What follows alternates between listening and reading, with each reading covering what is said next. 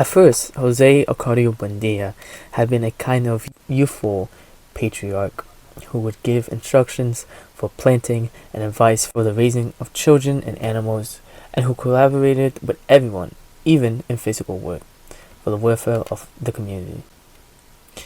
Since his house, from the very first, had been the best in the village, the others had been built in its image and likeness. It has small roofs, a dining room in the shape of a terrace with gaily colored flowers, two bedrooms, a courtyard with a gigantic chestnut tree, a well-kept garden, and a corral where goats, pigs, and hens lived in a peaceful communion. The only animals that were prohibited, not just in his house, but in the entire settlement, were fighting cocks. Ursula's capacity for work was the same as that of her husband. Active, smart, severe. That woman of unbreakable nerves, who at no moment in her life had been heard to sing, seemed to be everywhere, from dawn until quite late at night, always pursued by the soft whispering of her stiff, snatched petticoats. Thanks to her floors of tempered earth, the unwhitewashed mud walls, the rusty wooden furniture that they had built themselves were always clean, and the old chests where they kept their clothes exhaled the warm smell of basil. Jose Ocario Buendia, who was the most enterprising man ever to be seen in the village, had set up the placement of the houses in such a way that from all of them one could reach the river and draw water with the same effort, and he had lined up the streets with such a good sense that no house got more sun than another during the hot time of day. Within a few years, Macondo was a village that was more orderly and hardworking than any known until then by its 300 inhabitants. It was truly a happy village where no one was over 30 years of age and where no one had died. Since the time of its founding, Jose Ocario Buendia had built traps and cages. In a short time, he filled not only his house, but all of those in the village with troubrials, canaries, bee-eaters, and red beasts. The concert of so many different birds became so disturbing that Ursula would pluck her ears with beeswax so as not to lose her sense of reality. The first time the Mercuriades tribe arrived, selling grass balls for headaches, everyone was surprised that they had been able to find that village lost in the drowsiness of the swamp, and the gypsies confessed that they had found their way by the song of the birds. The spirit of social initiative disappeared in a short time, pulled away by the fever of the madness, the astronomical calculations, the dreams of transmutation, and the urge to discover the wonders of the world. From a clean and active man, Jose Ocario Buendia changed into a man lazy in appearance, careless in his dress, with a wide beard that Ursula managed to trim with great effort and a kitchen knife.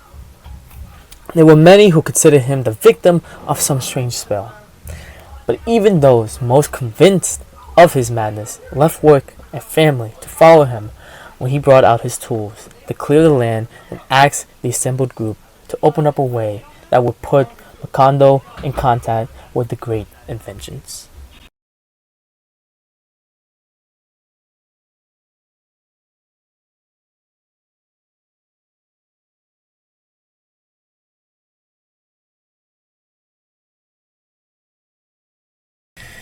Jose Ocario Buendia was completely ignorant of the geography of the region.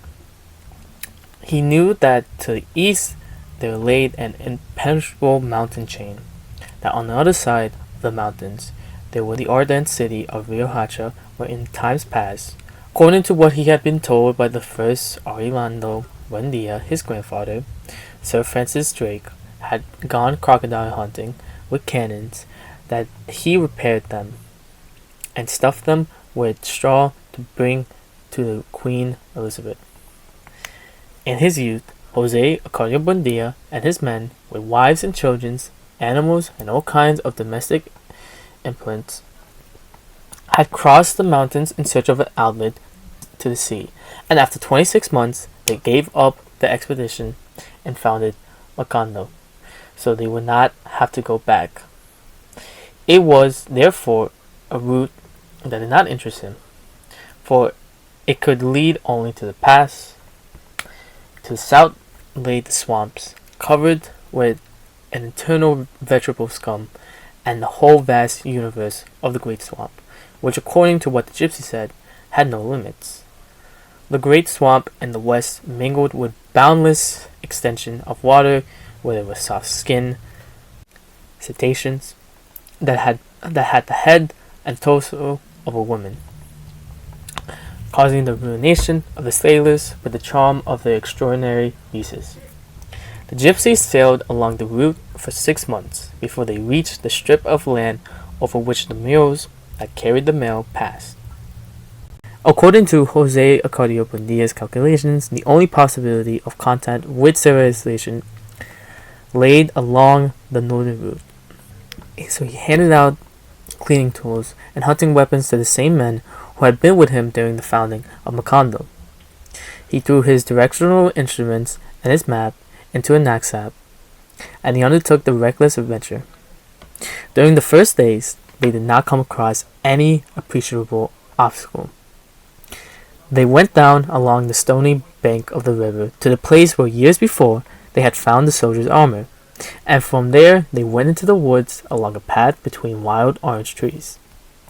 At the end of the first week, they killed and roasted a deer, but they agreed to eat only half of it and sold the rest for the days that lay ahead. With that precaution, they tried to postpone the necessity of having to eat mark cows, whose blue flesh had a harsh and musky taste. Then for more than 10 days they did not see the sun again. The ground became soft and damp, like volcanic ash, and the vegetation was thicker and thicker, and the cries of the birds and the uproar of the monkeys became more and more remote, and the world became internally sad.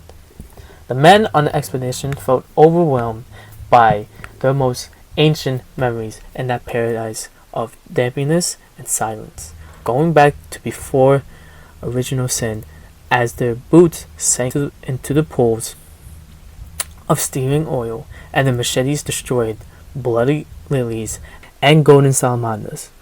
For a week, almost without speaking, they went ahead like sleepwalkers through a universe of grief, lightened only by the tenuous reflection of luminous insects, and their lungs were overwhelmed by a suffocating smell of blood. They could not return because the strip that they were opening as they went along would soon close up with a new vegetation that almost seemed to grow before their eyes. "It's all right," Jose Acario Buendia would say.